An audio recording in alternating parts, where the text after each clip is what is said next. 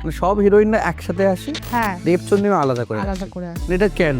Styling বা stylist ব্যাপারটা টলিউডে অনেক মানে কম্পেয়ার টু বলিউড অনেক পরে এসছে, অনেক এখনো অনেকে বোঝে না। বোঝে না। মানে এখন একটা অনুষ্ঠানে ধুতি পাঞ্জাবি পরে গেলে মানুষ একবার গট গট করে দেখবে, বাট এটা তো আমাদের নর্মাল জামা কাপড় ছিল। মানে এটা এরকম করে স্পেশাল কেন হয়ে গেল? মানে দেবচন্দ্রিমা একটা ইউএসপি। মানে শুভশ্রীর খুব ভাবনা চিন্তা আছে, লাইক আমিই পরবো, ও খুব সর্টেড। হ্যাঁ, এটা আমার মনে হয় আমি আর দেবচন্দ্রিমা একসাথে থাকলে ম্যাজিক ক্রিয়েট হয়, আমার মনে হয় এটা হতে পারে। এটা টলিউডের কাউকে যদি ভ্যাম্পের একটা ফ্যাশনেবল ভ্যাম্প যদি রোল করা যায়, কারণ মানে তুমি দেবচন্দ্রিমা ক্ষমা করে দিও আমার মনে আছে রাজদা আর শুভশ্রী, আমি একটা পিট ব্যাগ নিয়ে যেতাম, তখন পিট ব্যাগের চেন খুলে এরকম টাকা এরকম ভরে দিয়েছিল, নিতেই হবে। ওই একটা পোস্ট শুভশ্রীর আমার ক্যারিয়ার ওখানেই দাঁড়িয়ে গেছে।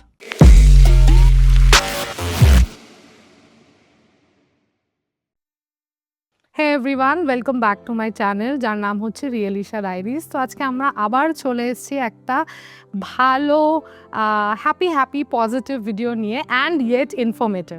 সো তার জন্যে গেস্ট তো চলেই এসছে, ওনার ইন্ট্রো দিয়ে দিই আগে। দ্যাট ইজ কি কলকাতায় এই ব্যাপারটা খুব কম ছিল, বাট গ্র্যাজুয়ালি জিনিসটা বাড়ছে। That is called styling. Not only actresses, but we, like ordinary people, are also preferring styling in any events. তো অবভিয়াসলি যখন আমরা স্টাইলিংয়ের ব্যাপারে কথা বলি, তো ফেসবুক বলো, ইনস্টাগ্রাম বলো, একটা জনই পুরো সব দিকে হাহাকার মাচিয়ে রেখেছে। So please welcome Rudra. নমস্কার, আমি Rudra. So how are you? আমি খুব ভালো আছি, তুমি কেমন আছো? আমি একদম তোমায় দেখে নিয়েছি ভালোই, অনেস্টলি। কত দিন দিয়ে তোমায় দেখার ইচ্ছে সামনে দিয়ে, আমারও ছিল। অ্যান্ড অনেস্টলি বলি, আই এম আ বিট স্টারস্ট্রাক। এইসব বলো না, ট্রাস্ট মি, তুই বিশ্বাস করবে না, মানে আমি এটা খুব বোস্ট করছি না, আমি এমনি আছি যে যারা সিরিয়াল করে, অ্যাক্টর মেয়েরাম আছে, ওদের সাথে যারা যারা কথা বলতে খুব ভালো পারে, যারা অ্যাঙ্কার, ওদের সাথে ইন্টারভিউ করি, তখন খুব ভয় লাগে যে ভাই এ তো অ্যাঙ্কার, এ তো আমার থেকে ভালো কথা বলবেই, তো মনে মনে তো জাজ করছে এই যে কী সব বলে বেড়াচ্ছে, কিন্তু আমায় হাসতে হবে। বাট তাও আমার এটা কোনোদিন ফিল হয়নি। But honestly today I am nervous. এবার প্লিজ না, আমি জাজ করি, বাট করবো না। নো প্রবলেম, তুমি জাজ না করলে আমাকে পরে বলবে, তাহলে তো আমি ওটাকে ঠিক করবো। ওকে, সো আমরা প্রথম প্রশ্নে চলে আসি, ঠিক আছে?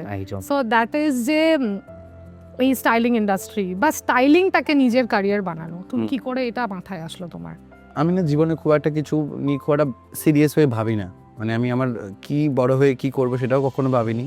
আমার খুব মনে আছে ছোটবেলায় একটি সিরিয়াল দেখতাম আমি, নাম তো বলতেই পারি আমি, শোয়ের আই থিঙ্ক, জেসি কোই নেই বলে শো হতো, তো তুমি ডেফিনেটলি জানবে।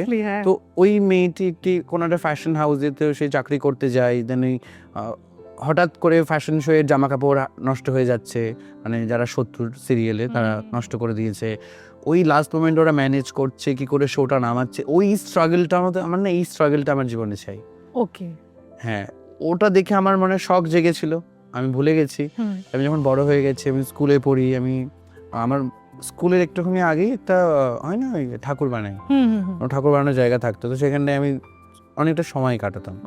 যেহেতু আমার বাড়ি নদিয়াতে, তো আমি মাটির পুতুল বানানো, তারপরে ওগুলো কালার করা, বা শান্তিপুর ফুলিয়া আমার বাড়ির খুব কাছে, তো ছোটবেলা থেকে এগুলো আমি দেখতে দেখতে বড় হয়েছি।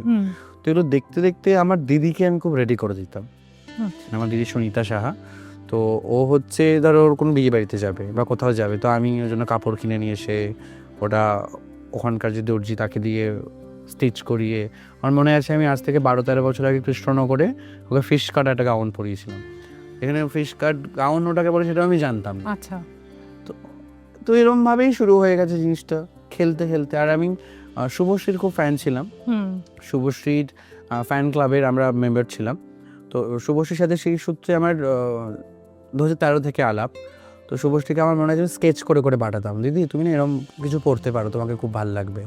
তো এরকম বিগত অনেক বছর ধরে পাঠিয়েছি ওকে বা দেখিয়েছি। তো শুভশ্রী আমাকে একদিন একটা কথা বলেছিল যে রুদ্র, আমি তো এই স্কেচগুলো তো পড়তে পারবো না, তো তোমাকে তো বানিয়ে আনতে হবে।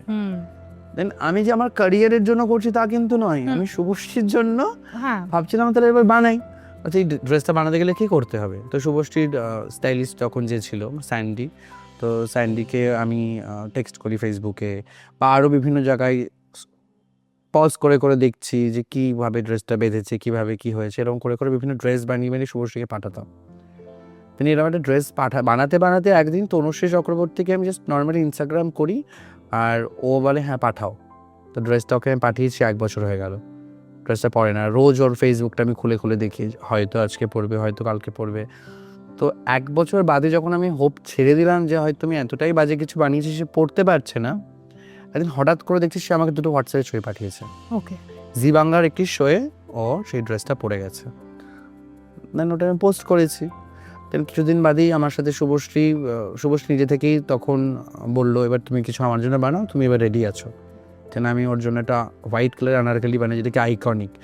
আর শুভশ্রী সেদিনকে আমাকে বলেছিল তুমি এই ছবিটা পোস্ট করো না, তোমার সঙ্গে ছবিটা আজকে আমি পোস্ট করবো। তো ইনস্টাগ্রামে এখনও আছে যে শুভশ্রী সেদিনকে ড্রেসটা পরে, যেহেতু আমাকে একদম ছোট থেকে দেখেছে, যখন আমি কিছু বুঝতামও না, সেখান থেকে সেই ছেলেটি যখন জামা বানিয়েছে, ওকে পরিয়েছে, নিশ্চয়ই ও সেই ভালো ফিলটা করেছে বলে হয়তো পোস্টটা করেছিল।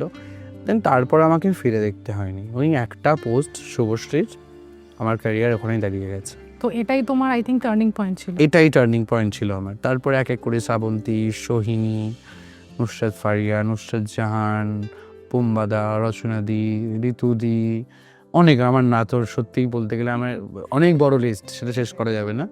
বাট এখন আমি অনেক বেশি পছন্দ করি নিজস্ব কন্টেন্ট বানাতে। আমার মনে হয় এইভাবে কাজ করতে গেলে আমি অনেক অনেক খুশি থাকি। তো এখন স্টাইলিংয়ের থেকেও লাইক ছোটো ছোটো ভিডিও আমি ডিরেকশন দিই। আমার সামনে এটা শর্ট ফিল্ম বানাচ্ছি আমি, যেটার এখন প্রস্তুতি চলছে, গান তৈরি হচ্ছে, এখন স্ক্রিপ্ট লেখালেখি হচ্ছে, আস্তে আস্তে ছোটো ছোটো স্টোরি করতে চাই। এভাবেই হয়তো ক্যারিয়ারটা আবার কি হয়, যে আবার কিন্তু মজাই মজাই করছি। এটা কবে কোথায় কি হয়ে যাবে আমি জানি না।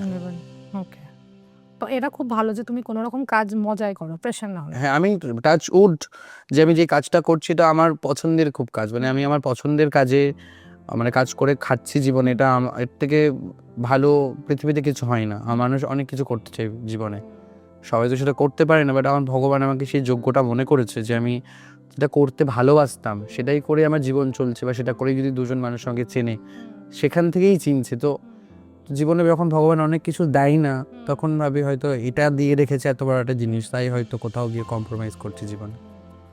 এইখানটায় আর কোনো রিগ্রেট ভগবান রাখিনি আমার কাছে। ওকে ওকে, সো তোমার কি মনে হয় যে শুধু সেলিব্রিটিদেরই স্টাইলিং দরকার না, আমাদের মতো মানুষদেরও দরকার? লাইক কেউ ওয়েডিং এ যাচ্ছে বা কারণ নিজের আমাদের মতো সেলিব্রিটি, মানে এই কথাটাতেই আমি সবার আগে কাটছি। মানে আমার কাছে সবাই স্পেশাল। আমি কি সেলিব্রিটি, কি সাধারণ মানুষ, মানে এইরকম কিছু, সাধারণ মানুষটা আবার কি, সবাই মানুষ। তারা বিভিন্ন ইভেন্টে প্রত্যেকদিন যেতে হচ্ছে, তাদের সত্যি অত ভাবার সময় নেই।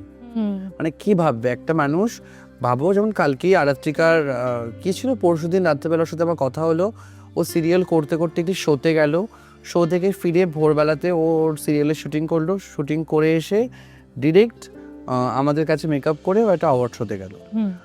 মানুষ যেখানে ঘুমোতে পারছে না সেখানে সে কে পড়বে সেটা কি করে ভাববে? সেই ভাবনার জন্য আমরা আছি। তো এবার তুমি বলছো আমাদের কথা, আমাদের কাছে সেই সময়টা থাকে, বা আমরা এক্সাইটেড থাকি, আমাদের অত ইভেন্ট থাকে না।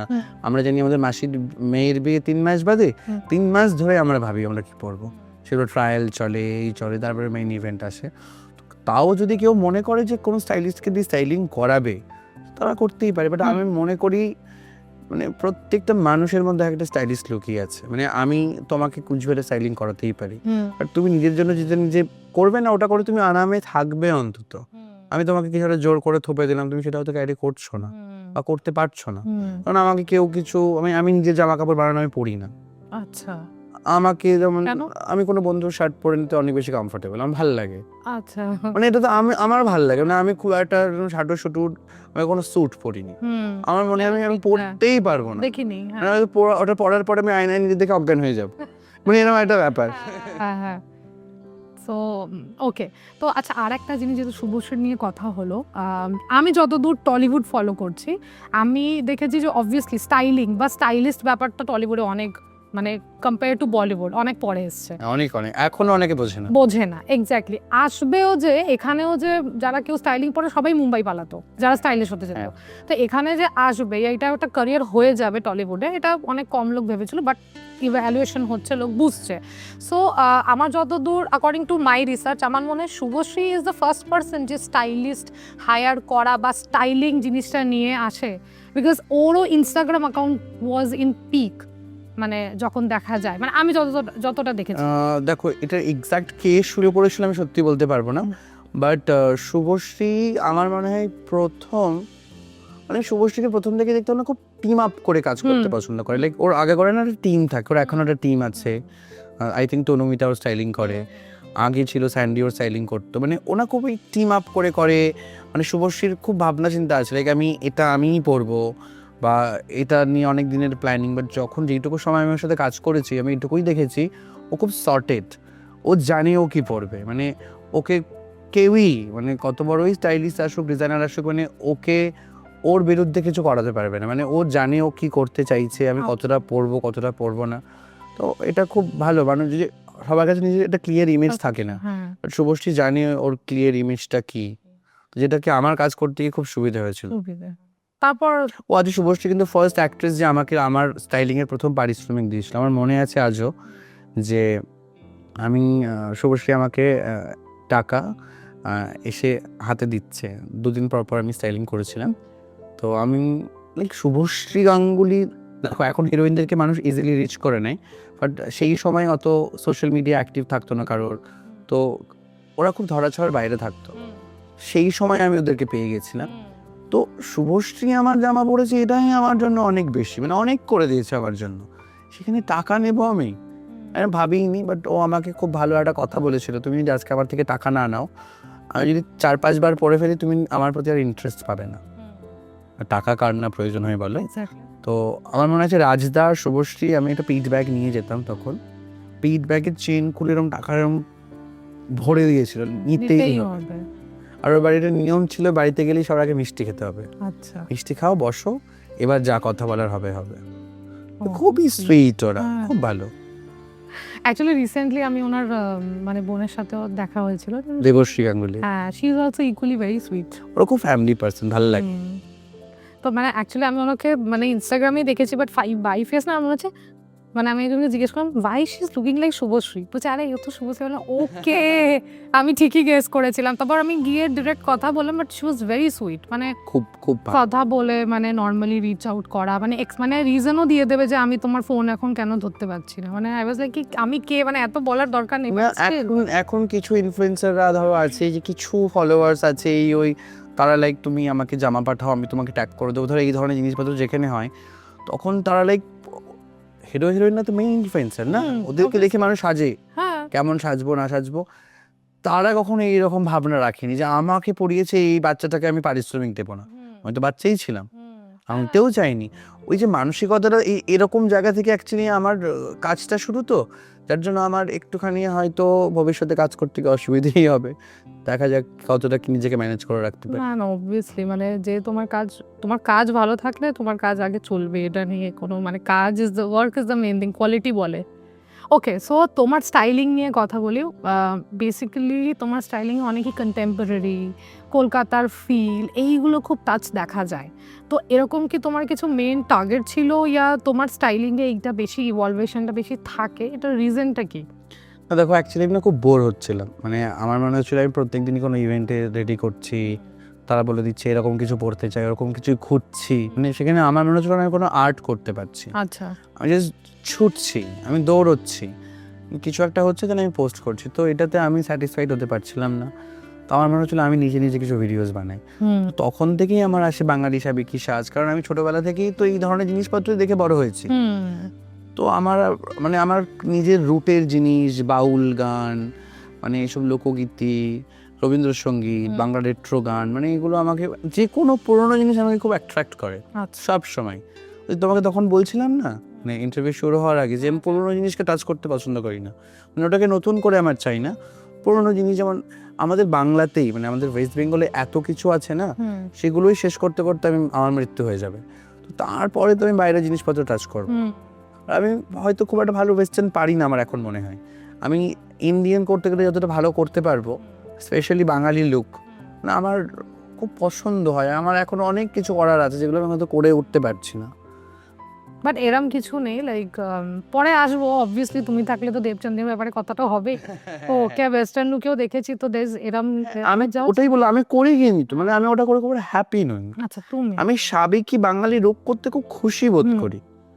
মানে ওয়েস্টার্ন পারবো না কেন, হুম কিছু না কিছু করে দিচ্ছি। সময়ের সঙ্গে সিনেমা দেখে বড় হয়েছি আমরা সবই, হুম তো দেখি কোথাও তো মাথায় রেফারেন্স থাকে। থাকে। আর ওই সাবেকি লুক বাঙালি লুকগুলো আমার ভেতর থেকে নতুন নতুন বার করতে আর পারি। একটু অন্যরকম, মানে অনেকেই করে, মানে no hard feelings on anybody, তোমারটা সাবেকি কিন্তু একটু ইউনিক ভাবে মানে উঠে আসে। তুমি দেখো হয়তো ইউনিক ভাবে, আমি কিন্তু সাধারণ ভাবেই করি। স্পেশালি মানে সবকটাই ধরে নাও, মানে ওই যেটা বললাম, যদি কিছু একটা কোশ্চেন তুমি অ্যাড করো যেটা খুব হাইলাইট হয়ে যায়, হাত ফুল হয়ে গেল, বা ফুলটার মধ্যে ওই লোটাসের ওরকম মালা হয়ে গেল। না, আমি একটা জিনিসে ভাই, মানুষ ধুতি পাঞ্জাবি শাড়ি পরাটা বন্ধ করে দিল কেন? হ্যাঁ এটা বন্ধ কেন হয়ে গেল? ট্রু। মানে এটা তো আমরা আগে সবসময় পড়তাম, মানে এখন একটা অনুষ্ঠানে ধুতি পাঞ্জাবি পরে গেলে মানুষ একবার হলে গট গট করে দেখবে, বাট এটা তো আমাদের নর্মাল জামা কাপড় ছিল। মানে এটা এরকম করে স্পেশাল কেন হয়ে গেল? মানে আমার বাবা, মানে আমরা বিহারি, বাট আমার বাবা আমাকে ছোটবেলা দিয়ে সব পরিয়েছে। সময়ের সাথে বলতো যে তোর পিসি যখন বড় হচ্ছিল তখন স্যুট চলতো, তো ওকে স্যুট পরিয়েছি, তোরা যখন বড় তোরা শর্টস পরছিস, এই পরছিস, আমার কোনো প্রবলেম নেই। বাট ওনার বলার মানে ওরা বলে শাড়িতে একটা মেয়ে যত সুন্দর লাগে, ট্রাস্ট মি, আর কোনো মানে দেখো আমি ওটা- আমি মানে এরকম কোনো কথাতে আসতেই চাইছি না, কাকে কিসে ভালো লাগে কি না লাগে, যে যা ইচ্ছে পড়ুক। ওই যে বললাম, সে যদি হ্যাপি থাকে তার কাছে সেটা বেস্ট। ওকে। বাট আমি যেটা আজকাল দেখি যে মাঝখানে যেমন শাড়ি পরা বা কেউ একটু গয়নাগাটি পরলে বাবা কেমন সেজেছে, বাবা একটা মুখ, আর হঠাৎ করে দেখো সবাই খুব ইন্ডিয়ানে শিফট করে গেছে। হ্যাঁ কোনো ভালো অনুষ্ঠান মানেই শাড়ি পরছে, মাথায় ফুল লাগাচ্ছে, মানে বাচ্চা বাচ্চা মেয়েরাও শাড়ি পরছে কিন্তু এখন। এখন ম্যাক্সিমাম মানে আগের জিন্স পরে বিয়ে বাড়ি যাবো, টপের ওপরে এই ট্রেন্ড ছিল। বাট এখন তুমি একটা বাচ্চাকেও দেখবে বিয়ে বাড়ি মানে সে একটা লেহেঙ্গা পরতে চাইছে, একটা আনারকলি পরতে চাইছে, একটা শাড়ি পরতে চাইছে। দেখা যাক ট্রেন্ডে যতদিন থাকে, দেখতে ভালো লাগবে হয়তো। ওকে, সো রুদ্রর ব্যাপারে কথা হলে দেবচন্দ্রিমা কি করে বাদ যায়? হ্যাঁ, এটা সব জায়গায় আমি ইন্টারভিউ দিই, এই সব হিরোইনরা একসাথে আসে, হ্যাঁ দেবচন্দ্রিমা আলাদা করে আলাদা আসে। করে আসে। মানে এটা কেন? মানে দেখো, এবার রুদ্র তুমি একটা কন্টেন্ট পেয়ে যাচ্ছি, তবে দেবচন্দ্রিমাকে আমরা পাচ্ছি না। দেবচন্দ্রিমা তুমি যদি শুনতে পাচ্ছ, প্লিজ প্লিজ দেখো, রুদ্র চলে এসেছে, তুমিও চলে আসো প্লিজ। সো আসছে, সো দেবচন্দ্রিমার নাম বলে তো আমি একটু কিছু ছবি ফবি দিয়ে যদি একটা কন্টেন্ট পেয়ে যাই। মাই গড, দেবচন্দ্রিমা ক্ষমা করে দিও, আমি এসব নেই। I am being honest and modest, যেটা আমি ফিল করি। কেন আমি ওসব ড্রামা করবো? তোমাকে মনের কথাটা পুরো বলে ফেললাম যে এটাই। সো না, অ্যাকচুয়ালি দ্য ফ্যাক্ট ইজ কি, দেবচন্দ্রিমাকে অবভিয়াসলি অনেক আগে থেকেই ফেমাস, অনেক আগে দিয়ে দেখছি। She is no doubt very talented, yet very ambitious, confidently ambitious মেয়ে, যেটা দেখা যায়। একদমই। আমি করবো মানে করবো, ঠিক আছে। বাট তোমার সাথে কিছু ভিডিওস করার পর কিছু, আমার মনে হয় একটা আলাদা লেভেলের অডিয়েন্স ক্রিয়েট হয়েছে। রুদ্র is styling Devchandrima, there it is going to be a bomb video. Something is coming very good. হ্যাঁ, এটা আমার মনে হয় আমি আর দেবচন্দ্র একসাথে থাকলে ম্যাজিক ক্রিয়েট হয়। আমার মনে হয় এটা হতে পারে, এটা তোমাদের দুজনের একসাথে রিকোয়েস্ট। মানে অ্যাকচুয়ালি কি বলো তো, দেবচন্দ্রিমা এমন একটি মেয়ে, মানে আজ পর্যন্ত কোনোদিনও রুদ্র আমি কালকে কি পড়ছি আমাকে একবার দেখাও, মানে এরকম টেক্সট বা এরকম ফোন আমার কাছে কখনো আসেনি। ওকে, মানে কোনোদিনও আসেনি। আচ্ছা আমি এটা পড়ছি বা এটা ওকে পরিয়ে দেওয়া হচ্ছে, বা এসেও মেকআপের আগে জামা দেখাও, ও জানে রুদ্র এটা করছে মানে ও আমাকে আমার থেকে ভালো চেনে, এটা ওর মাথার মধ্যে আছে, তো কিন্তু ভালোই সাজাবো। ট্রাস্টটা আছে, ওই বিশ্বাসটা আমাকে করে, যার জন্য না কিছু মানুষ যারা আমাকে খুব বিরক্তি করে, এটা দেখা আসলে আমি তাদের কাজ করতে একদমই চাই না, আমি খুব বিরক্তি বোধ হই। আর যেহেতু ও কিছু বলেন আমার মানে সবটা ঢেলে দেওয়ার জন্য, কতটা বেটার করা যেতে পারে, আর ও খুব ভালো ক্যারি করতে পারে সমস্ত কিছু। তুমি যদি ইনস্টাগ্রাম ফিড দেখো, মানে ও তো বিভিন্ন রকম কাজ করেছে, মানে ওকে তুমি এটা 15 দিনের কাউকে আমি চোখের বালি করেছিলাম, ওকে যেমন মানিয়ে গেছে। ও যখন ওয়েস্টার্ন পরে কোনো পার্টি করতে যায় মনে হয় এই মেয়েটির অন্য কোনো ভার্সন হতেই পারে না। আর ও বারবার ও মানে সবাইকে রং প্রুফ করে, কারণ ও যখন ও পুরো জলের মতো, যে পাত্রে রাখো সেই পাত্র হয়ে যায়। মানে দেবচন্দ্রিমা একটা ইউএসপি। তো তোমার ওর সাথে ওয়ার্কিং ইকুয়েশনটা কিরকম? মানে অবভিয়াসলি আমি তো বুঝে গেছি যে ওকে তোমাকে স্টাইল করাটা টাফ না, বিকজ ও তোমাকে পুরোপুরি একদম tough। হ্যান্ড ওভার করে দেয়। বাট কতটা মজাকর ব্যাপারটা তোমাদের মধ্যে যখন তোমরা কাজ খুব করো? মজাকর, খুব। আর মানে দেবচন্ডী মানে আমি এমনও নয় কিন্তু যেমন রাত দিন গল্প করছি, কথা বলছি, হ্যান তেন, যেমন লাস্ট 15-20 দিন আমার কোনো কথাই হয়নি। হয়তো কখনো এলো, রুদ্র আমার এই আছে, আমি শুনে নিলাম গান দিয়ে। আচ্ছা, আমাদের না ওই আমাদের কোনো মেনটেন করতে হয়নি যে ফ্রেন্ডশিপ মেনটেন করলাম বলে কাজ মেনটেন হবে, বা কাজ মেনটেন করলাম বলে ফ্রেন্ডশিপ হবে। আমরা শুরু থেকে যে কাজ করা স্টার্ট করেছি ওই ফ্লোতে ওইভাবে চলেই যাচ্ছে। আচ্ছা, মানে আমাকে ফোন করে দিল ইভেন্ট আছে, মানে আমি ভাবা স্টার্ট করে দিচ্ছি, ও আর ভাববে না। আচ্ছা, ওর ভাবনাটা আমি নিয়ে নিলাম এবার। আমি ভাবছি শুধু দিনের দিন পর্যন্ত পৌঁছবে। আর ওকে যদি বলে দিই দেখো ওই ছোট্ট একটা কানের দুল আছে, এটাও পড়বে, এই মালাটা এরকম, তারপর এরকম, ওটাই করবে ও। মানে ধরো যখন বম্বে থাকে, যখন আমি ওকে পাঠাই, তখন তো আমার নিজে হাতে সাজিয়ে দেওয়াটা সম্ভব হয় না। আচ্ছা। তো আচ্ছা, সরি আমি ইন্টারাপ্ট করছি। হ্যাঁ। মুম্বাইয়ের যখন স্টাইলিং করো সেটাও তুমিই করছো? তুমি ধরো করো? ভালো কোনো ইভেন্ট হলো তো হ্যাঁ, আমি করি, ওকে গ্রেট। হ্যাঁ, সেখানে পাঠিয়ে দিই ওকে। হুম, তো ও কখনোই মানে ওটার মানে খুব বাধ্য মেয়ে, খুব লক্ষ্মী মেয়ে। মানে ওকে দেখে হয়তো মনে হয় খুব চুলবুলি, বাট ওর থেকে শান্ত মেয়ে আমি দুটো দেখি। হ্যাঁ, বাট ওকে দেখে মনে হয় না। বাট ও খুব শান্ত। ওকে দেখে মনে হয় যে ও খুব প্র্যাঙ্কস্টার। ওই যে শুভশ্রীর কথা বললাম, খুব ক্লিয়ার। দেবচন্দ্রিমা নিজেকে নিয়ে খুব ক্লিয়ার, ও জানে আমি কি করতে চাই।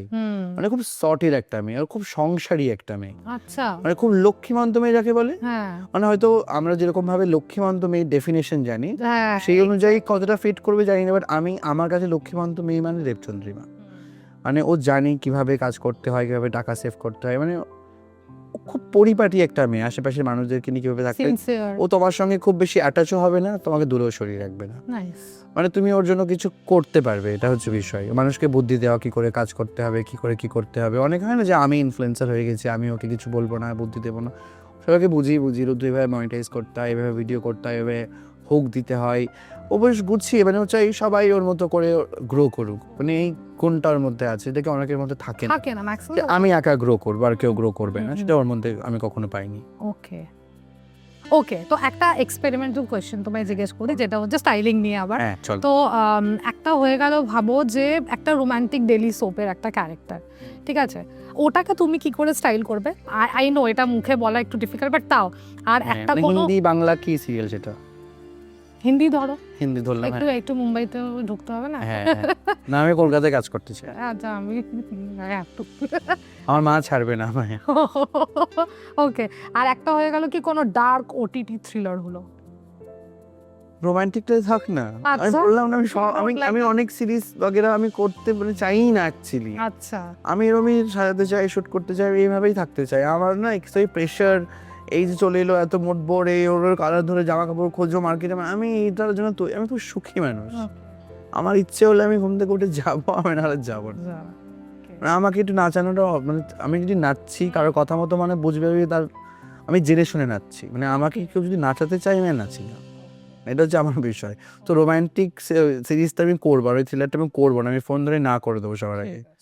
তাহলে রোমান্টিকটাই হ্যাঁ, শুনি তাহলে। তো যদি হিন্দি সিরিয়াল হয় ডেফিনেটলি আনারকলি পরাবো, ওকে, সিফনের, শিফন। খোলা চুল, লম্বা, বড় আর দুপাট্টা থাকবে। তার সাথে ছেলেটিকেও হয়তো সিফন শার্ট পরালাম, মানে প্রোমোর স্টাইলিংটা বলছে, ঠিক আছে? আমি ইমাজিন বেশ করতে পারছি। একটা কটনের সাদা প্যান্ট পরেছে, বেশ একদম একটা কুল টোনের সেট থাকতে হবে। ওই ফানা সিনেমার গানটা আছে না, যেটা ইনডোর সেটআপের মধ্যে করে, ফানা টাইটেল ট্র্যাকটা, নাজরুল, হ্যাঁ, ওরকম বেশ থাকে না, কি বলে ওটাকে, ব্রিজ মতো, হ্যাঁ। গোল ব্রিজ, হ্যাঁ, নদীর কালো নৌকার মধ্যে করে ওরা এরকম দুপাট্টা নিয়ে শুয়ে টুয়ে চলে যাচ্ছে, এরকম দৌড়াদৌড়ি করছে, দুপাট্টা বড়াট্টাগুলো উঠছে, দেন সিরিয়ালে টাইটেলটা দেখাবে।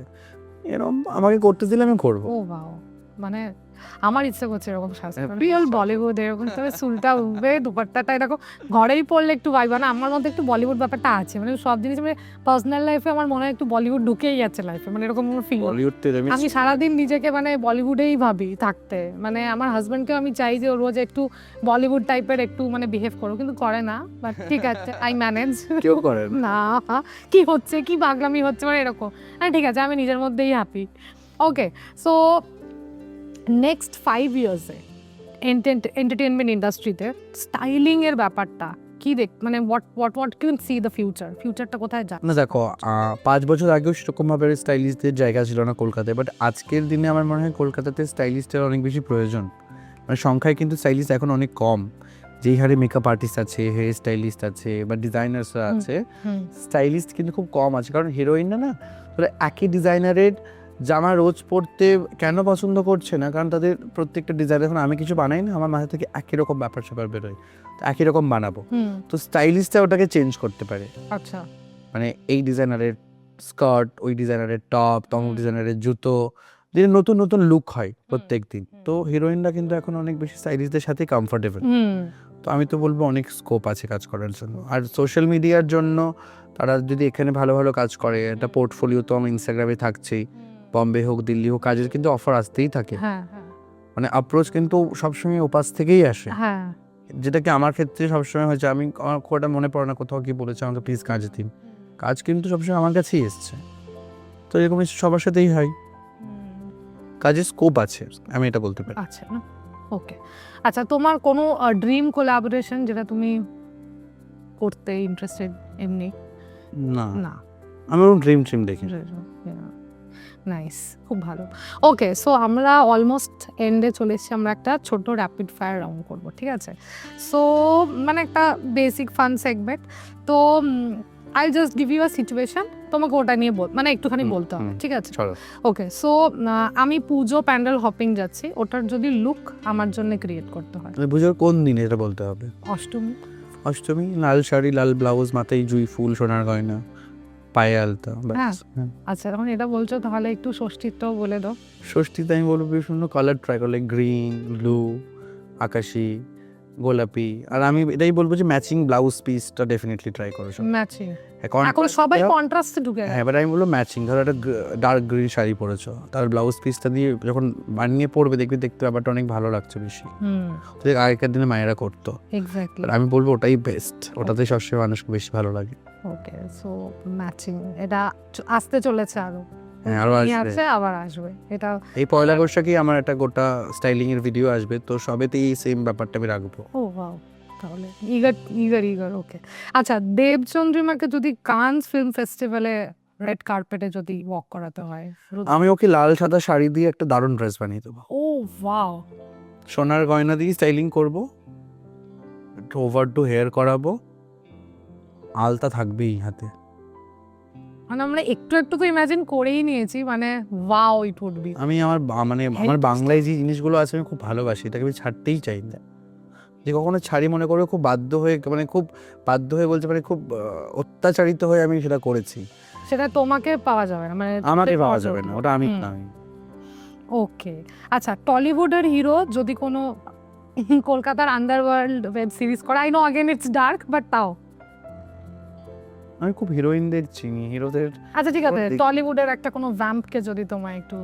কি কেন এটা প্রশ্ন? এত তো ভালো দেখো, লাগছে। কোমলিকা তো কোমলিকা স্টাইলিং ইজ ওর মেকআপে। কোশ্চেনটা আবার একবার শুনি, ভাবতে শুনি। তো টলিউডের কাউকে যদি ভ্যাম্পের একটা ফ্যাশনেবল ভ্যাম্প যদি রোল করা যায়, ফ্যাশনেবল, এই না যে শুধু ভূতের মতো চোখ বড়, মানে তো ভ্যাম্প, একটা ফ্যাশনেবল ভ্যাম্প, যে ওকে দেখে মনে হবে যে হ্যাঁ আমরা এর মতো সাজবো। মানে ভ্যাম্পরা আর অলসো প্রিটি।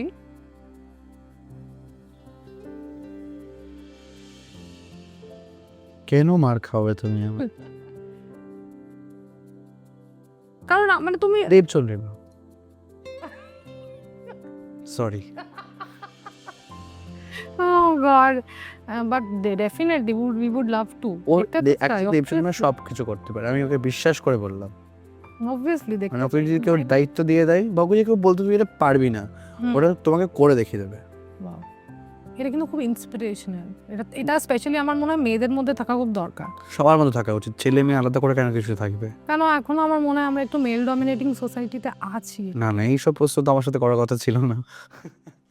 না, আমার মনে হয় যে মেল ডমিনেটিং, মানে যেহেতু আমি একটা উমেন, তো আমি এখনো একটু ফেস করি, তো আমার মনে হয় না, আমার এটা আমি দেখতে হয়তো, দেখো আমি হয়তো তোমাকে এখন বলে দেবো না এটা উচিত নয়, হ্যান ত্যান, বাট আমি আর আমার দিদি কলকাতায় একসঙ্গে থাকি, ওর শাড়ির বিজনেস সামলাই, আমি সকালে ঘুম থেকে কাজে চলে যাচ্ছি, বাট আমার কিন্তু কোথাও গিয়ে একটা এক্সপেকটেশন থাকে যে আমার দিদি আমার জন্য ভাত রান্না করে রাখবে, আমি গিয়ে খাবো, ঘর গুছিয়ে রাখবে। তো এটা তো আমার নিজ মানসিকতার পরিচয়, এটা আমি নিজে করে ফেলি। ছোটবেলা দিয়ে কন্ডিশন করা হয়েছে ওইভাবে, আর কিছু। আমি কিন্তু কখনো আমার দিদির জন্য রান্না করে রাখছি না। বা আমি বসে থাকলে ও আশাও করবে না যে আমি করবো, তো এরকম ভাবে তৈরি করে দিয়েছে। আমরা এই নিজ কাজটা সবসময় করি, তো এই নিজ জিনিস নিয়ে আলোচনা করতেই চাই না, এটা হচ্ছে বিষয়। কারণ আমি তুমি কতটা পরিবর্তন, আমি হয়তো বাড়িতে পরিবর্তন করতে পারবো, আবার আমি সমাজ পরিবর্তন করতে পারবো না। ওটা করে আমার মনে হয় যে নিজেকে হ্যারাস করে কোনো লাভ। অনেকে আবার পছন্দও করে এই কাজগুলো করতে, হ্যাঁ আর আমি পছন্দ করি না। মানে আমি যে বললাম ছেলে মেয়ে, আমি যেমন আমার যারা আমার অ্যাসিস্ট্যান্ট, মানে মেয়ে অ্যাসিস্ট্যান্ট, তাদেরকেও খাটাই, আমার ছেলে অ্যাসিস্ট্যান্টগুলোকেও খাটাই, ভালোবাসলে ওদেরকেও ভালোবাসবো না। আমার কাছে কোনো ভেদ নেই, কেন ভেদ করবো? ভেদ করার কি আদৌ কোনো জিনিস এটা? না না না, অবভিয়াসলি না, অবভিয়াসলি মানে আমি তো সেটাই বলতে চাই যে এটা কারণ আমার পছন্দই নয়। শুধু ওই বলুন হাউস ওয়াইফরা খুব টাফ, মানে তারা অনেক স্বপ্ন নষ্ট করে দেয় তাদের জীবনে বিয়ে করে। তারা যে একটা সময় তারাও আমাদের গল্পে যেমন আমরা হিরো হিরোইন, ওরাও তো তাদের গল্পে হিরো হিরোইন ছিল, সেটাকে বিসর্জন দিয়ে আমাদেরকে মানুষ করতে গিয়ে তাদের সব কিছু বিসর্জন দিয়ে দিল সকাল বিকেল ভাত রান্না করে। তো এটা হয়ে গেছে, তারা তাদেরকে চেঞ্জ করতে বলে তারা চেঞ্জ করবে না, এটা হচ্ছে বিষয়। হয়ে গেছে, হ্যাঁ ওইটাই ওইভাবে বললাম আমি হয়তো এতগুলো কথা বলছি, বাট আমি এক্সপেক্ট করছি এখান থেকে বাড়ি যাবো আমার দিদি আমার জন্য রান্না করে রেখেছে। তো দাদা হলে হয়তো করতাম না, দিদি বলে হয়তো করতাম। হ্যাঁ ওটা না, মানে এটা আমাদের মধ্যে ঢুকিয়ে দেওয়া হয়েছে। ওটা আবার নিজেও চলে আসে, মানে আমিও যদি সব কাজ করে আমার হাজবেন্ডের নাও বললে আমার মাথা অটোমেটিক চলে আসে যে রাতে রান্নাটা কি হবে, ও কি খাবে। ওই জন্য কথা আছে না, দেশের মেয়ে তুমি যদি চাঁদেও চলে যাও তোমার বাড়ির লোক বলবে 4 রুটি বানাকে ফির যা। হ্যাঁ হ্যাঁ, মানে আমি যদি করতে পারছি না ডিউ টু সাম রিজন, বা আমরা জোম্যাটো থেকে আনিয়ে নিলাম, তাও আমার একটা গিল্ট হচ্ছে যে ইয়ার একটা খাবার ওকে আমি বানিয়ে দিতে পারছি না। হি ইজ তো নট স্টপিং। এটা তোমার মধ্যেও শেখানো হয়েছে, ঢুকে গেছে, চলবেই এটা। এটা তুমি নিজেও আটকাতে পারবে না, তোমার দম আটকে যাবে। তুমি রাইতে রান্না না করলে তোমার দম আটকে যাবে। আমি ফিল করছি এটা, বাট আমার কথাই দায়িত্বটা কেন কারোর থাকবে যে তাকেই করতে হবে? আমিও কাজ করছি, দিদিও কাজ করছে, বাট রান্নাটা ওকেই করতে হবে, বা ঘুম থেকে উঠে প্রথম যেটা ওকেই করতে হবে। মানে আমি এখনো বলছি কালকে সকালে কি হয়তো আমি এই কাজটা আবার করাবো, এটা হচ্ছে বিষয়। গ্রেট, এটা মানে এটা যে ওই যে এইভাবে কন্ডিশন হয়েও আছে, সেটাও এক্সেপ্ট অনেক কম লোক করে। মানে বিং, আমি সত্যি কথা বলতে খুব ভালোবাসি, আমি অনেক সত্যি কথা বলি, মানুষের মানে খুব মিথ্যা কথা বলছে। না না না, আমি অনেস্টলি বলছি, যতটা আমি 10 মিনিট ইয়া হাফ এন আওয়ার আমরা কথা বলেছি, তোমার আইজ, তোমার এক্সপ্রেশন খুব ক্লিয়ার, মানে তোমার মানে ওয়ার্ডস যেটা বেরোচ্ছে ওটা তোমার চোখে ক্লিয়ার দেখা যাচ্ছে যে ইটস ম্যাচিং। মানে আমি যতটা লোকের সাথে কথা বলে বুঝেছি, তো সেটা মানুষও পড়ো, নতুন জিনিস জানা, মানুষ পড়েও সাবধানে বসবেন ওর সামনে। সো এটা আমি একটু বুঝতে পারি যে কেন কি আমারও একটু মিথ্যা কথা বলতে প্রবলেম হয়, শুনতেও। আমি একটা সময় খুব মিথ্যা কথা বলতাম, আমি এখন মানুষের সত্যি কথা বলে দিই। মানে মিথ্যা কথা বলার খুব একটা স্ট্রাগল মাথার মধ্যে, ওটাকে ঢাকতে আরো দুটো মিথ্যা কথা বলো, এই করো সেই করো, সত্যি কথা বলে দাও। কারণ আমার যদি কাউকে পছন্দ নয় বলে দাও আমার পছন্দ, আমার যদি আমার পছন্দ, এটা খুব ক্লিয়ার। বা আমি এখানে যাবো না, আমি এটা করবো, এই 10 বার ঘুরিয়ে টুরিয়ে মানে কি করতে হয় না, রাতে ঘুমটা শান্তি হয় না। আমি খুব সত্যি কথা বলি, তারপরে যদি মানুষজন থাকবে তাহলে যে আগে না বলতে পারতাম, এখন আমি না বলি, না বলতে হবে আজীবন পারি, মানে খুব মানে অসুবিধা হলে করবো না, ওটা ওই কন্ডিশন। এনিওয়েজ, এটা আবার ওই মানে ফ্যামিলি অন্যদিকে চলে যাচ্ছে, কন্টেন্ট দরকার নেই। ওকে, তোমার নিজের গো টু আউটফিট যদি ডেসক্রাইব করো। নরমাল যে কোনো ব্যাগি জিন্স, ব্যাগি জামা, ভেরি লুজ, মানে কমফর্ট, একদম লুজ ম্যাটেরিয়াল পছন্দ করো? কটন। ফুল। ওকে, সো ইয়েস, আমরা অলমোস্ট র্যাপিড ফায়ারটাও আমাদের শেষ হয়ে গেছে। আর র্যাপিড ফায়ার কোনটা ছিল? এইটাই, ওর র্যাপিড ফায়ার ছিল, তার মধ্যে ওই একটা কথা ওই ঢুকে রান্না বান্নায় চলে গেলাম, বাট ওই কাইন্ড অফ ওরকমই ছিল। খারাপ র্যাপিড ফায়ার। থ্যাংক ইউ, আমি next time I make sure যে যখন দেবচাঁদ ফায়ারে গেলে ঘাম ছুটে যায়, কি বলতে কি বলে ফেলবে। না ওই খুব ভালো ইন্টারভিউ দিলাম তোমাকে, তুমি আরাম দিয়েছো আমাকে।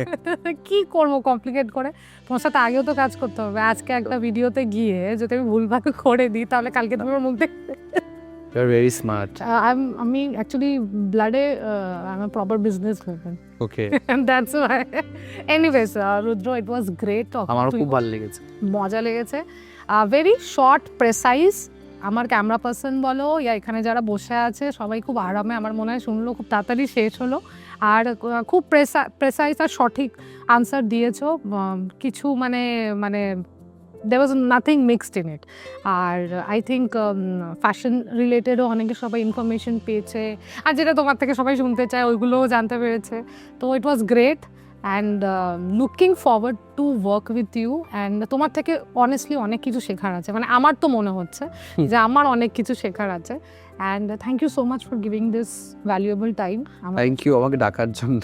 ওকে, সো একটা লাস্ট মেসেজ গেস্টদের জন্য, যে যারা এই স্টাইলিং নিয়ে আপকামিং জেনারেশন যারা স্টাইলিং নিয়ে এগোতে চাইছে, ওদের জন্য যদি একটা কিছু মেসেজ, একটা অ্যাডভাইস। আমি একটাই জিনিস বলবো তোমাদের সবাইকে বা যারা আপনারা দেখছেন, যে কেউ কখন ডাকবে তবে গিয়ে আমি নিজেকে প্রুফ করবো এটা না করে, সবার কাছে ফোন আছে, ইনস্টাগ্রাম আছে, ভাই বন্ধু বোন যাদেরকে আমরা আশেপাশে পাচ্ছি, যেটা মন চাইছে আমার, বাকি পাঁচজন কি করছে সেটা না ভেবে তোমার যেটা মন চাইছে তুমি মানে এক্স্যাক্ট সেই জিনিসটা করো, পোস্ট করো।